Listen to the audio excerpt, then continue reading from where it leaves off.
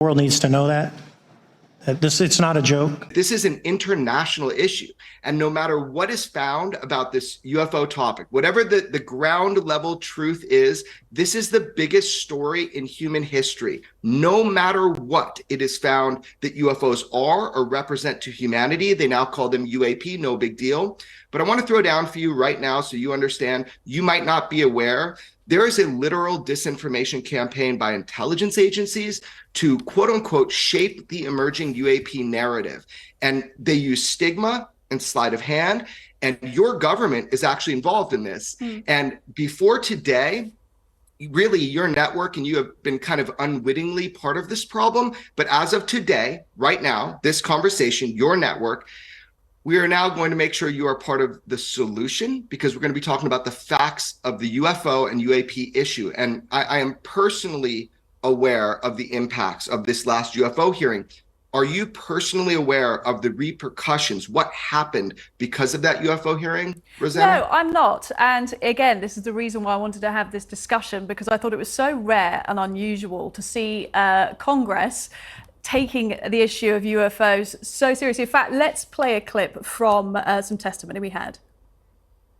If you believe we have crashed craft, stated earlier, do we have the bodies of the pilots who piloted this craft? Biologics came with some of these recoveries, yeah. Were they, I guess, human or non-human biologics? Non-human, and that was the assessment of people with direct knowledge on the program I talked to that are currently still on the program.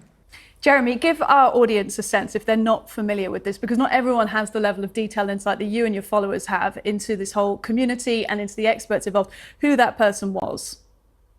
Yeah, again, questions are weapons, so thank you for throwing that one to me. So you see on your screen David Grush, a decorated military veteran who has served the United States and intelligence communities for decades. And this individual came forward under oath, came forward, and he said, look, I did an investigation. I had access to these special access programs. It was my job to look for misappropriation of funds, which is theft, related to UFOs and UAP. And he found them. He interviewed over 40 people that had direct firsthand knowledge of a cover-up of these UFO programs, exploitation, which means reverse engineering. So we got there in front of Congress, and for the first time in history, had firsthand people, 2 pilots, fighter pilots, Top Gun pilots, think Tom Cruise, one of whom engaged a UFO for the United States military. And then we had David Grush, and David Grush is a whistleblower about this theft from our governments financially to cover up this UFO exploitation or reverse engineering thing. And he just said there in that clip that there were biologics. He means pilots, non-human intelligence. Now, if that is true, whatever you want to label what he said, we need to find out if that is true. So we held this historic congressional hearing. Those 3 individuals testified under oath, and my mentor in journalism, George Knapp, and I, we submitted something for congressional record, 2 statements, and those statements were an assessment of the situation that has been going on for a long time regarding UFOs and the cover-up. Let's give our audience a bit of a sense then of one of those pilots. You're saying it's almost like a sort of Top Gun person, a real pilot, Ryan Graves. This is what he said.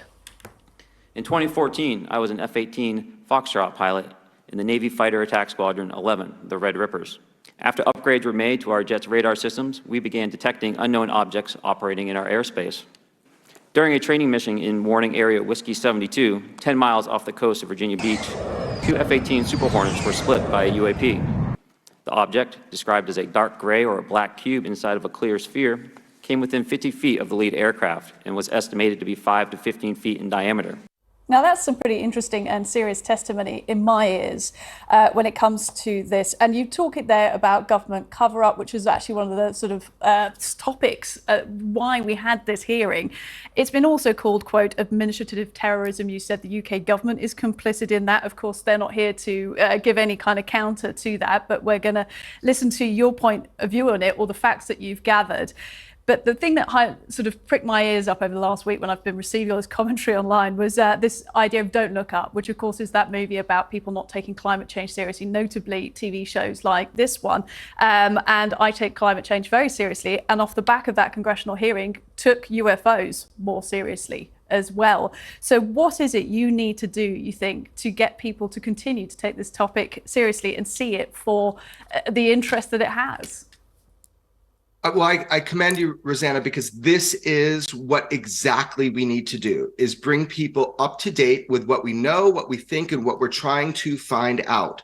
So I really like that you referenced that movie, because this is nothing new. People have been coming forward for a long time. There's just now an official process to protect whistleblowers under a Presidential Protection Act. So this is legislation.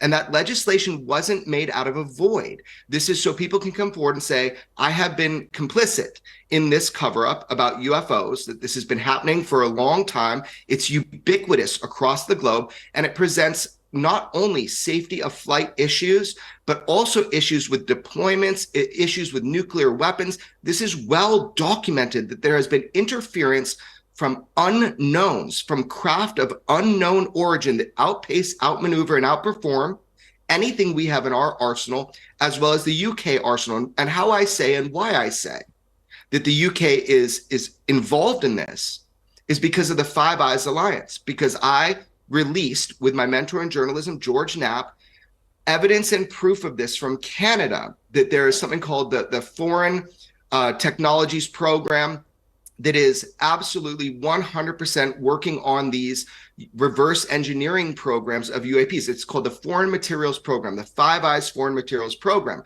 And this was a minister, a parliamentary member from Canada, that wrote this letter in deep concern.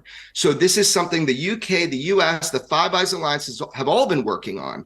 And this has been going on for a long time. So what has to happen now is we need to reduce the stigma. No more X-Files, no more tinfoil hats. Again, put on your battle helmets. What's important now is that we find out the ground truth on UFOs. We know UFOs are real. We know there are machines that are far more advanced than what we have. And this is nothing new.